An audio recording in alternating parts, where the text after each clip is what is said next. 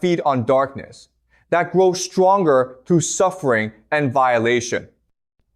When groups practice transgression, when they violate the ultimate taboos, they are aligning themselves with these lower beings. They're tuning themselves to a specific frequency in the cosmic spectrum. Think of it like the internet. There are millions of websites out there.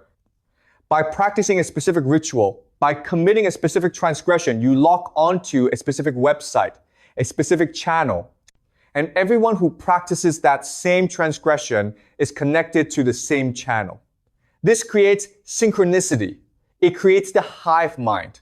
Not because of any physical mechanism, but because everyone is plugged into the same spiritual frequency.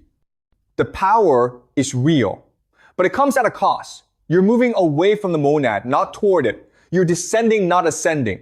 You're selling your soul in a very literal sense. And now we can understand something crucial about how the powerful maintain their power. They have an alternative interpretation of this cosmic structure. In their version, the monad is the enemy. The monad is a tyrant who wants to enslave humanity. The beings they worship are the liberators who want to free us from the monad's oppression. This is a complete inversion of the truth, but it's what they believe, or at least it's what they tell themselves to justify what they do. They believe that by pursuing material power, by embracing transgression, by rejecting love and knowledge, they are fighting against cosmic tyranny. They see themselves as heroes.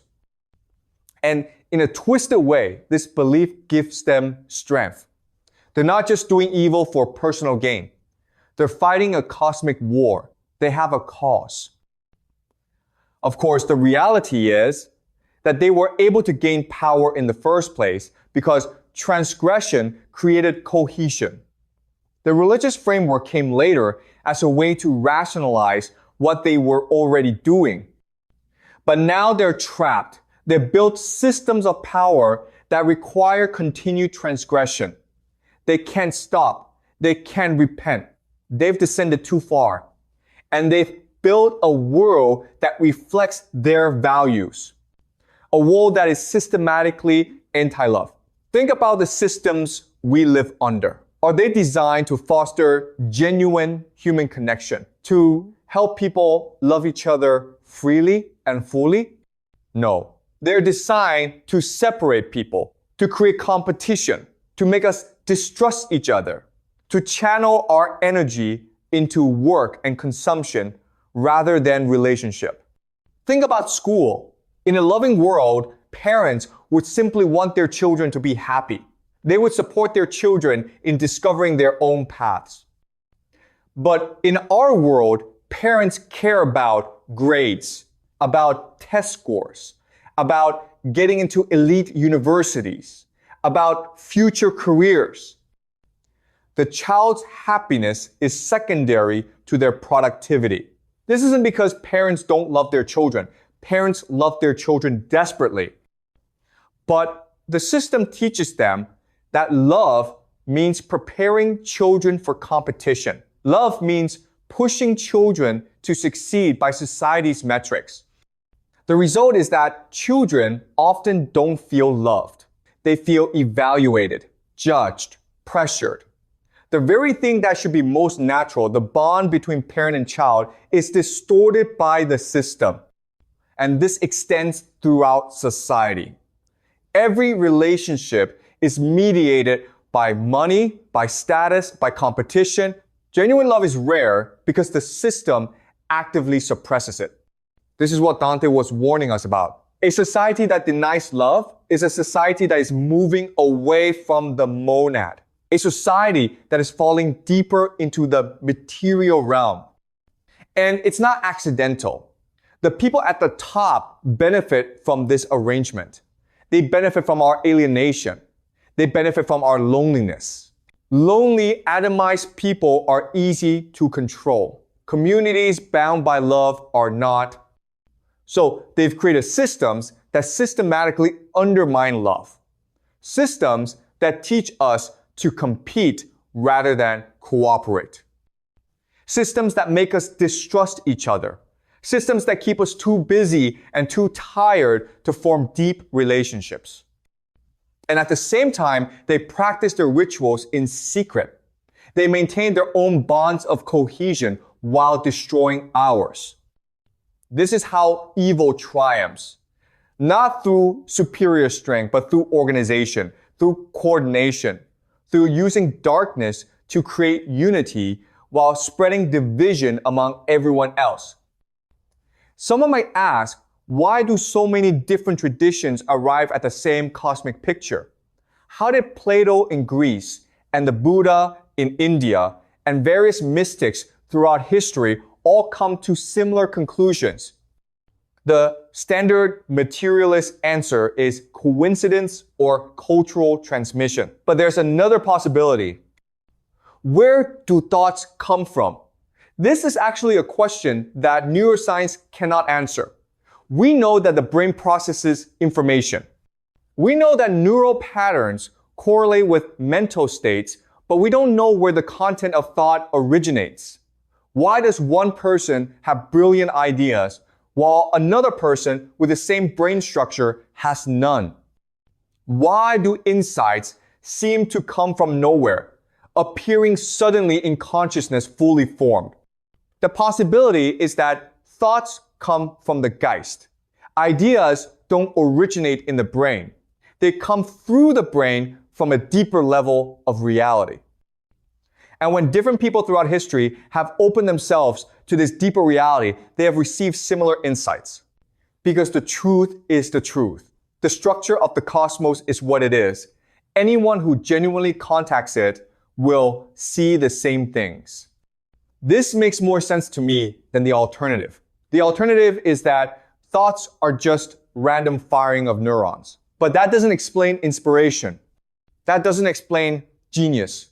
That doesn't explain why someone can be wrestling with a problem for years and then suddenly see the answer in a flash. Something is communicating with us. Something is sending ideas into our minds. The question is what? And how do we open ourselves to receive the good rather than the evil? So where does this leave us? If the powerful are organized through transgression, if they've built systems to maintain their power, if they're aligned with dark forces, what can ordinary people do? The answer, according to both Plato and Dante, is to focus on what matters. Don't try to beat them at their own game. Don't try to out-transgress them. That way leads only to corruption. Instead, pursue truth. Pursue love. These are the things that actually matter. These are the things that connect you to the monad rather than separating you from it. The powerful can control the material world. They can have their wealth and status and influence, but they can't touch your soul unless you let them. Every moment you spend genuinely loving another person is a victory. Every insight you achieve through honest inquiry is a step toward the divine. These small things matter more than all the power and glory in the world. And there's something else. When you pursue truth and love, you become connected to others who are doing the same thing. You start to develop your own synchronicity, your own hive mind, but one aligned with light rather than darkness. The cosmic battle is real, but you don't have to fight it alone. You don't even have to fight it consciously. You just have to keep choosing the good, keep seeking the true, keep loving unconditionally. And know that even when things look darkest, even when evil seems triumphant, there is a deeper reality where love always wins. The monad is eternal. The divine light cannot be extinguished. And every soul that turns toward it adds to its radiance. That is what I wanted to share with you today. These are dark topics, but I think it's important to understand how the world works. Not so that you become cynical, but so that you can make better choices about how to live. We are surrounded by systems designed to separate us from truth and love. But those systems can be resisted. Simply by recognizing them for what they are, you take away some of their power. By choosing differently, by choosing truth and love, you assert your freedom against everything that wants to enslave you.